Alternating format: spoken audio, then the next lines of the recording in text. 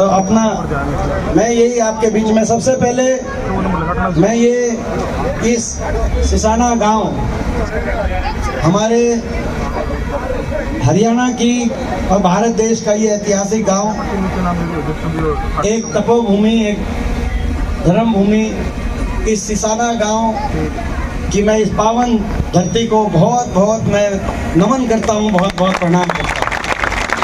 आज ये वो गांव कहीं ना कहीं आज जीवन में जहाँ भी हम पहुँच पाए हमारे जैसे, ये वो इलाका है जहाँ के संस्कार और जहाँ का आशीर्वाद मेरी रगों में, जहाँ के संस्कार दौड़ते हैं, मैं आगे पहुँच पाया। मुझे अपने गांव को मैं बहुत नमन करता हूँ, बहुत बहुत नमन करता हूँ। मैं यही आपसे एक बात कहना चाहता हूँ, 10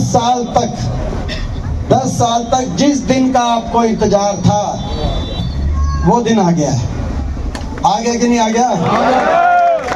10 साल से इंतजार जिस दिन का था आपको, बीजेपी की अन्यायी सरकार, अत्याचारी सरकार, हरियाणा का नुकसान करने वाली सरकार, भाई को भाई से उलझाने वाली सरकार, हरियाणा को विकास की पटरी से उतारने वाली सरकार,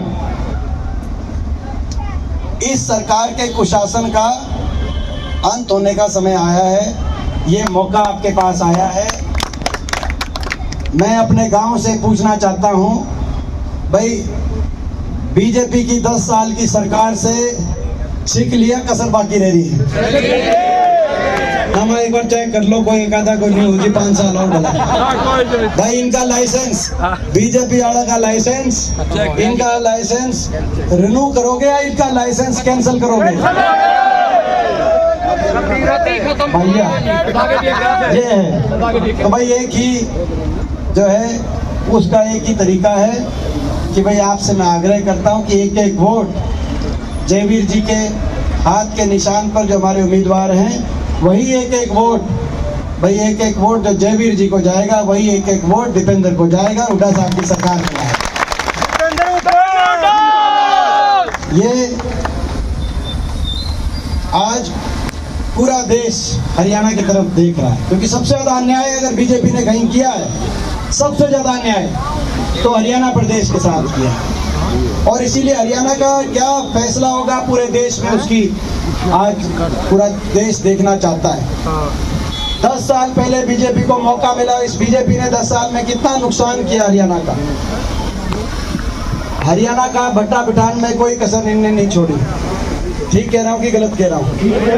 हरियाणा का भी भट्टा बिठाया, आपका भी भट्टा बिठाया, हम सबका भट्टा बिठाने में कोई बीजेपी ने पूरे हरियाणा वासियों को कोई कसर नहीं छोड़ी। आज जो प्रदेश विकास का प्रतीक था, जो प्रदेश खुशहाली का प्रतीक था, हरियाणा प्रदेश 10 साल की बीजेपी की सरकार के बाद देश में नंबर 1 बन गया। वो प्रदेश बेरोजगारी में देश में नंबर 1, अपराध में, क्राइम रेट में, अपराध दर में देश में नंबर 1, नशे में, नशा आ गया हरियाणा के, पंजाब से आगे निकल गया हरियाणा नशे में देश में नंबर 1 आज हरियाणा बन गया।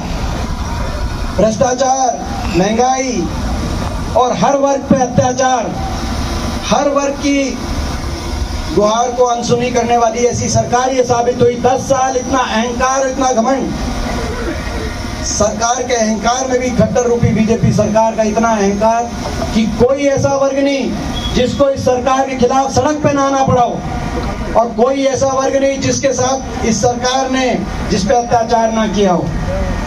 सरपंच आए अपने अधिकारों को लेकर, सरपंचों पे लाठीचार्ज, कर्मचारी आए ओल्ड पेंशन स्कीम को लेकर, उन पे लाठीचार्ज, ऐसी समाज के हमारे भाई आए संविधान को बचाने को लेकर, उन पे कार्रवाई।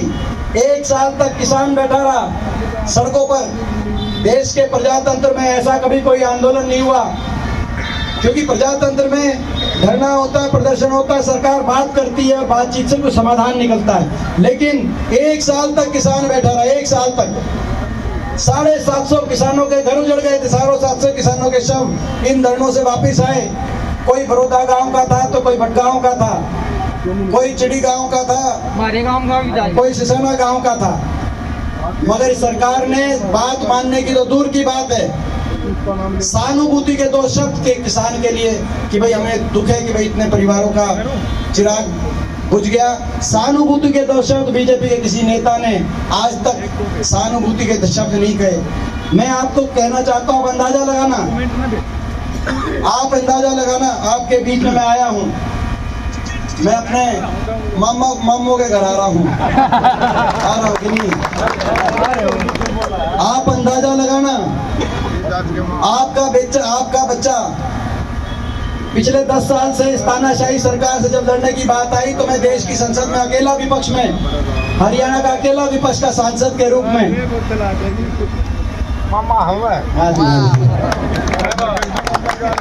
हाँ ठीक बात है, और टोल लूंगा तो मामले भी पा देंगे भाई। यह भी तू बताओगा भाई। तो भाई तो जो मैं समझता हूँ कि भाई इसमें तो, मगर आप अंदाजा लगाना कि किसान के साथ जब अन्याय हो रहा था तो देश की संसद में, जहाँ देश की राजनीति की चौपाल बिछती है, हरियाणा के 15 सांसद हैं, 10 लोकसभा के, 5 राज्यसभा के, 14 बीजेपी के थे पिछले 10 साल से। अब तो इस बार आपने बहुत आशीर्वाद दिया, यहाँ से सतपाल ब्रह्मचारी जी को जेल भेजा और हरियाणा से 5 सांसद तक करके हमें वहाँ पर विपक्ष खड़ा किया आपने, मैं धन्यवाद करता हूँ आपका। लेकिन पिछले 10 साल से मैं अकेला विपक्ष में, 14 से लेकर 19 तक 2 थे विपक्ष के, दुष्यंत चौटाला और मैं। लेकिन दुष्यंत चौटाला तो वहाँ जाते ही उन्होंने कहा क्या जो है वो तो मेरे को बताने की जरूरत नहीं, वो तो दिल्ली में जाते ही दिल्ली की हवा लागी भाई, क्या करें। और फिर उन 14 से 19 तक लोकसभा में तब इनके निशाने पे आ गए, इन्हें पूरा, लेकिन आपकी आवाज उठाता था। उसके बाद लेकिन राज्यसभा में जाने का अवसर मिला, क्योंकि यहाँ से आपने जयवीर जैसे हमारे साथी और हमारे विधायक भेजे, तो 3-4 महीने के बाद राज्यसभा में इन्होंने चुन के भेजा और अकेला विपक्ष में दोबारा से 5 साल मेरे को वहाँ पे। मगर आप अंदाजा लगाना कि क्या बनती होगी मुझ पे जब मैं आपकी आवाज वहाँ उठाता हूँ। एक तानाशाही सरकार, एक ऐसी सरकार दिल्ली में जिसने बड़े बड़े झुका दिए, बड़े बड़े जिसके सामने कोई टिका नहीं, कोई झुक गया, कोई बिक गया। 2014 में जब मैं विपक्ष में बैठता था तो मैं देखता था मेरे साथ एक तरफ दुष्यंत चौटाला, एक तरफ सिंधिया बैठते थे, लेकिन धीरे धीरे करके, लेकिन आपका बेटा ईमानदारी से खड़ा रहा। और जब लड़ाई लड़ने की बात आई, जब मैंने उठ के कहा कि जी किसानों की बात नहीं मानते तो कम से कम किसानों को पहले सहानुभूति के 2 शब्द कर दो। पूरी देश की बीजेपी टूट के पड़ी होगी। कितना अकेलापन मैंने महसूस किया होगा। दिल्ली के 4 तरफ हम बैठे थे, लेकिन दिल्ली के 10 किलोमीटर दूर अंदर जाके जब देश की पंचायत में बात उठाने की बात होगी तो जो तिरस्कार होता होगा, मेरा जो तिरस्कार होता होगा वो मेरा तिरस्कार नहीं हो रहा था, वो आपका हो रहा था। और इस बात के लिए मैं इनके निशाने पे आ रहा था कि मैं आपकी आवाज वहाँ पे उठा रहा था। कितना अकेलापन आपके इस बच्चे ने महसूस किया होगा, उस बात को आप समझना। और मैं आपको ये कहना चाहता हूँ, अब मौका है, अब अकेले मत पढ़ने देना सिसाना वालों। हमने अभी सरकार जो है बनाने में, यहाँ से अपने घर से पूरी आपकी मदद की आज जरूरत है। सारा बदला तोड़ देंगे बेटे, सारा बदला पूरे हर वर्ग के साथ अन्याय, किसान के साथ अन्याय, सरपंचों के साथ, कर्मचारियों के साथ, आशा वर्कर, आंगनबाड़ियों के साथ, एससी समाज के, बैकवर्ड समाज के हमारे भाइयों के साथ, हमारी बेटियों के साथ अन्याय। क्या कसूर था उन बेटियों का? 6 बेटियां, ओलंपिक में मेडल विजेता बेटियां, 6 बेटियां, 6 महीने तक साक्षी मलिक से लेकर विनेश फोगाट तक क्या कसूर था? 6 महीने तक दिल्ली की सड़कों पर बैठी रही, एफआईआर तक दर्ज नहीं हुई। एफआईआर तक सरकार का कर्तव्य न्याय दिलाना होता है, लेकिन ये कैसा न्याय? आखिर में 6 महीने के बाद सुप्रीम कोर्ट के कहने पे एफआईआर दर्ज हुई। सरकार ने दिल्ली की सड़कों पे घसीटवाने का काम हमारी बेटियों का, और दिल्ली के 3 तरफ हम बसे हरियाणा, लेकिन हम जाकर अपने बेटियों को न्याय भी नहीं दिला पाए। दिल्ली पुलिस में हम एफआईआर तक भी दर्ज नहीं करा पाए। आप अंदाजा लगाओ, इतने ज्यादा अन्याय, इससे ज्यादा अन्याय हो सकता है क्या इस धरती पर? इतना अन्याय आपके साथ ये सरकार, इसमें हरियाणा में काम तो कुछ किया नहीं, जो जयवीर बता रहे थे, लेकिन इन्हें तो काम बिगाड़ने का काम किया, बहुत नुकसान किया। और आप अंदाजा लगा सकते हो कि इनके साथ लड़ाई लड़ी, इन तानाशाही आपने हमने मिलकर एक संघर्ष किया, और आज हरियाणा के अंदर एक माहौल बना। और अन्याय कौन करता है? जिसको अहंकार होता है। अहंकार इतना खट्टर साहब, खट्टर रूपी बीजेपी सरकार का, कि ज्यादातर हलकों में 10 साल में गए ही नहीं। गांव छोड़ो, ज्यादातर मुझे नहीं पता खरखोदा हल्के में कितनी बार आए खट्टर साहब 10 साल में। 1-2 बार आए, अनाउंसमेंट 1-2 बार आए बता रहे 10 साल में हैं? एक बार बता रहे हैं। लड़के वाले कॉलेज में जो माई टाइम बना था उसमें आए होंगे, तो एक बार आए 10 साल में। आप अंदाजा लगाओ, 10 साल में एक बार आए। और भाई मैं तो ये कह सकता हूँ, खरखोदा हल्के में अगर 10 दिन में एक बार ना हूँ तो भाई ना तो थारा जी लगेगा ना मायरा जी लगेगा। ये आपको पढ़ाई चिंता ही नहीं उनको इस इलाके की। 10 साल में एक बार आए कि 2 बार आए, मतलब कहने का मतलब ये है। और बीजेपी को भी पता चल गया कि आज हरियाणा की जनता में बड़ा रोष है सरकार को, जो गरीब आदमी की सारी स्कीम बंद कर दी। होटलों में, आईडी में, फैमिली आईडी में, प्रॉपर्टी आईडी में हरियाणा की जनता को उलझा दिया, सारी स्कीम खत्म कर दी। हरियाणा के नौजवान को उलझा दिया। सिटी में कच्ची भर्तियों में हरियाणा को कच्ची भर्ती की राजधानी बना दिया। 10 साल में आपने देखा बीजेपी पक्की नौकरी खागी कि नहीं खागी? बीजेपी खागी। 5 साल तक कोई पक्की न, 2 लाख सरकारी पद समाप्त कर दिए। सिटी में ऐसा उलझाया नौजवानों को, आज आपके सामने है। अपमान किया, हर वर्ग का अपमान किया, हरियाणा का इतना नुकसान किया कि हरियाणा की जनता में जब नाराजगी इतनी बढ़ गई, बीजेपी हाईकमांड के पास रिपोर्ट गई कि ज्यादा नाराजगी हो गई, अब कुछ करो। नहर में तो पानी आया नहीं, नहर में पानी नहीं, नहर 10 साल का दिन है आज, पानी नहीं आया। और आपको भी पता है पानी लाने का क्या तरीका है, आपको ही पता है।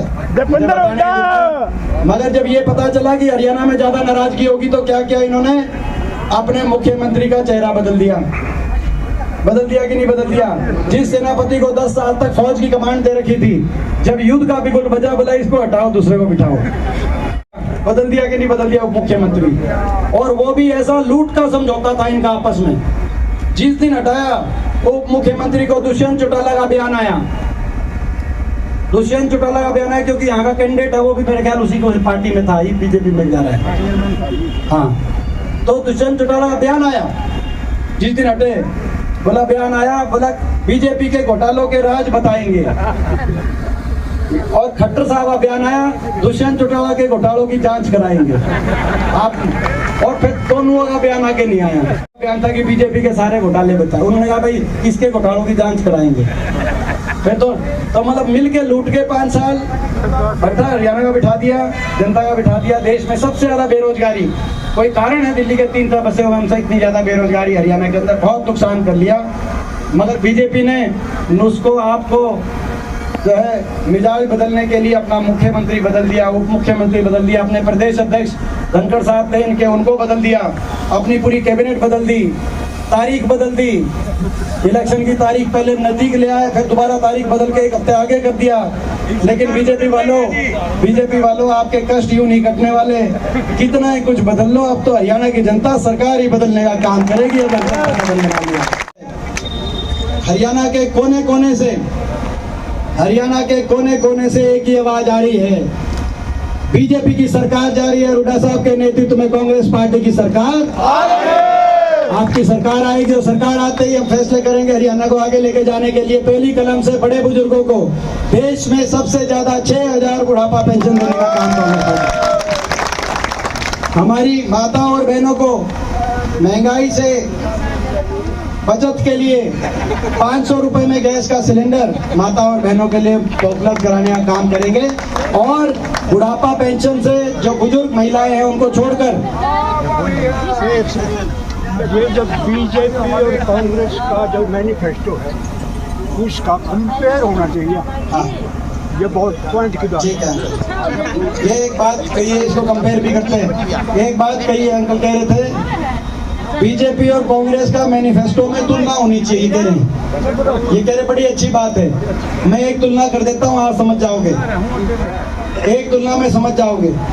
हमने मैनिफेस्टो में रखा कांग्रेस ने कि 500 रुपए में गैस, हमारे समय 400 रुपए गैस सिलेंडर था, इन्होंने 1100 कर दिया, 1000 कर दिया। हमने कहा 500 रुपए में गैस सिलेंडर दिलवाएंगे। फिर बीजेपी का कल मैनिफेस्टो आया, बीजेपी ने भी कह दिया हम 500 में दिलवाएंगे। तो भाई तुलना तो बराबर, लेकिन फर्क बताऊं क्या है? जब हमने 500 रुपए सिलेंडर कहा था तो ये कहते थे तो रेवड़ी बांट रहे हैं कांग्रेस वाले। ये अगर वो रेवड़ी बांट रहे थे तो तुमने क्यों कर दिया 500 रुपए सिलेंडर का वायदा? और अगर ये नहीं बांट रहे थे तो 10 साल हमारी माताओं बहनों पे 1100 सिलेंडर पे रोटी क्यों पुआई 10 साल में? नहीं बताओ भाई, हमारी बात कह दोगे मगर 10 साल क्या, इनका तो ये देखना पड़ेगा भाई करा क्या। ऐसे हमारी माताओं बहनों को जिनकी बड़े बुजुर्ग बुढ़ापा पेंशन के अलावा बाकी कम उम्र की माता को घर चलाने का काम करती है हमारी माताएं बहनें, महंगाई से बचत के लिए 2000 इनकी महालक्ष्मी योजना के साथ 2000 पेंशन अलग से 18 साल से लेकर और बुढ़ापा पेंशन की उम्र तक तो है भाई 2000 हर महिला को 2000 का ये करना काम करेंगे। 300 यूनिट बिजली में राहत जो दिल्ली ने दी उस तरीके से राहत देने का काम करेंगे। किसान को MSP गारंटी, कर्मचारी को ओल्ड पेंशन स्कीम और 2 लाख सरकारी पद जो इन्होंने खाली छोड़े हैं पहली कलम से 2 लाख पक्की भर्ती हमारे नौजवानों को देकर रोजगार दिलवाने का हम काम करेंगे। हमारे SC समाज, बैकवर्ड समाज को और BPL क्षत्रिय बिरादरी को दोबारा से महात्मा गांधी ग्रामीण बस्ती योजना के माध्यम से जो प्लॉट और प्लॉट के साथ साथ जरूरतमंद को इंदिरा आवास योजना में उनके मकान देने का, दिलवाने का हम कार्य करेंगे। लेके जा खिलाड़ियों को हैं और भाई ये जो पोर्टल है ये जन विरोधी पोर्टल है भाई, ये जो जिसकी वजह से अफसरों के चक्कर आपको काटने पड़ते हैं, दफ्तरों के चक्कर काटने पड़ते हैं, ये जन विरोधी पोर्टल जाएंगे और अफसरों को हरियाणा के नागरिक के चक्कर काटने पड़ेंगे आपके घर पे दरवाजे पे आपको सुविधाएं देने के लिए अफसरों को। मैं ये कहना चाहता हूँ एक बात आपसे, अब मैं हल्के पे आता हूँ, ये तो चलो हरियाणा की बात हो, ये मेरा अपना हल्का है, ये हमारा अपना इलाका है। आज पूरा देश हरियाणा की तरफ देख रहा है क्या फैसला होगा, लेकिन पूरा हरियाणा आज आपकी तरफ देख रहा है कि हुड्डा साहब का इलाका जो कहलाया जाता है, जहाँ से हुड्डा साहब जहाँ उनका घर है, जहाँ का दीपेंद्र है, वो इलाका क्या फैसला देता है। बड़ी मुश्किल से ये मौका आया है, ये बड़ी मुश्किल से मौका आया है, चूकना मत, चुकोगे तो नहीं, क्योंकि मेरी एक बात गांठ बांध के एक बात रख लेना अपने पास। अपने बड़े बुजुर्गों को मैं कह रहा हूँ, तारा बालक में एक बात, देश की राजनीति में मैंने करीब से, मेरी छोटी उम्र है लेकिन मेरा तजुर्बा हुआ, मैंने सरकार भी देखी है और विपक्ष में भी तानाशाही ताकतों के आगे मैंने देखा है कि उनकी आंखों में डाल के रहा भाई। एक ये मौका जो है बड़ी मुश्किलों से मौका आया है, अभी नहीं तो कभी नहीं, इस बात को आप अपना समझना जो मैं आपको ये बात कह रहा हूँ, अभी नहीं तो कभी नहीं। कुछ लोग आएंगे आपके बीच में, लेकिन किसी भी बात को कोई बात आए तो भाई आपको जो है भाई हमारी कहानी देखनी है, बात हमको देखना है। आपकी एक एक वोट हरियाणा की अगली सरकार बनाने के लिए जानी चाहिए।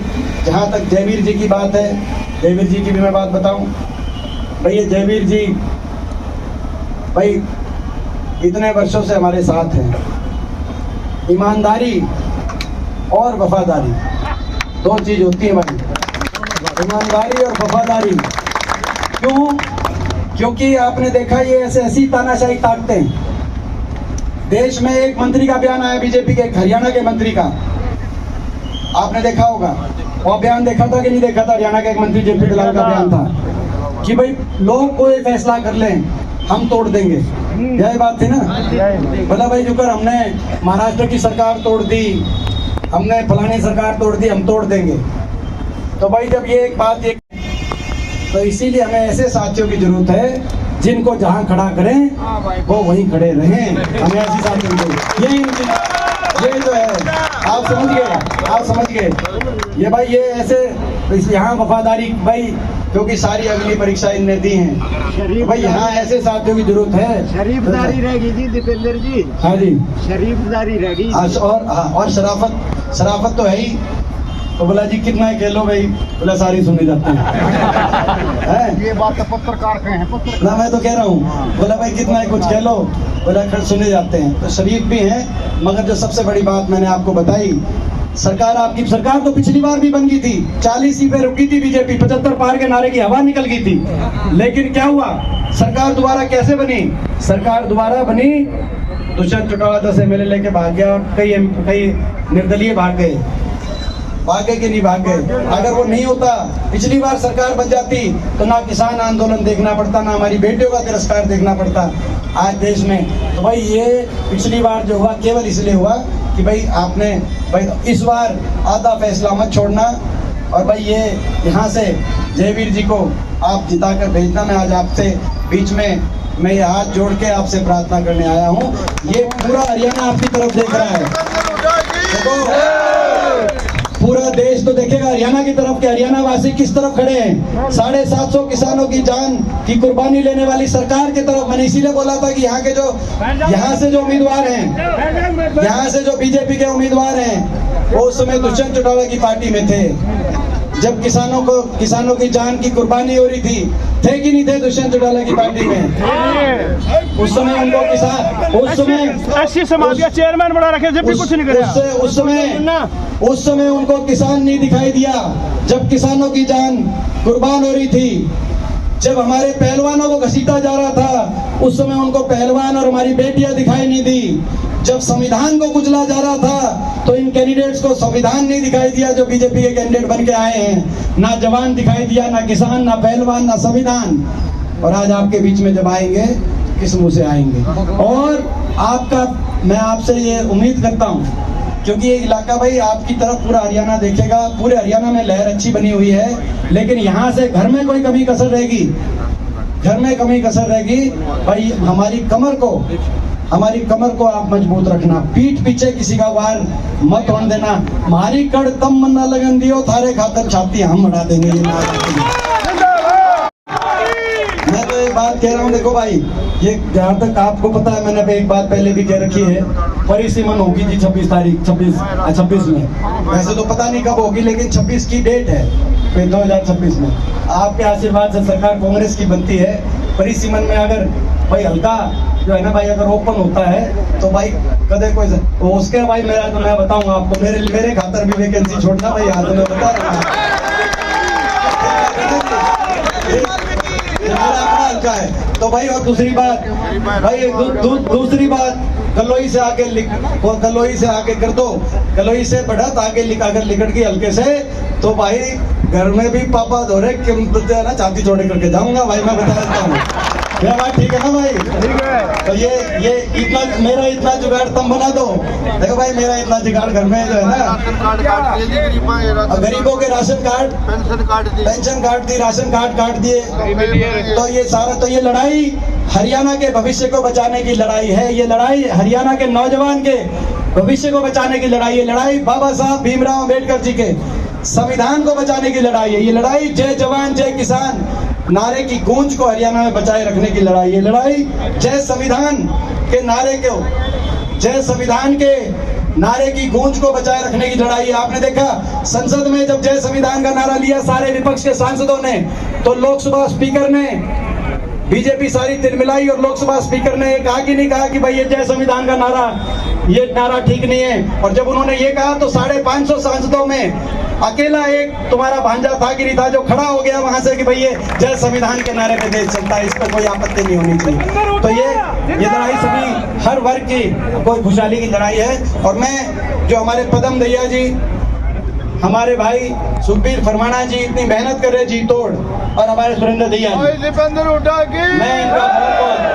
सुरेंद्र शर्मा जी नाम रह गया था, जोगेंद्र दैया जी, जो सारे जो साथी मेहनत कर रहे हैं। भाई मैं कह रहा हूँ नाम मैं लेके कल ये विकी गलत करवाता ना, एक का जब नाम ले लूंगा फिर यूँ हो जाएगा कि भाई किसका रह गया वो है, रुसेगा। इलेक्शन का टाइम है, लेडीज भी सारे हमारी महिला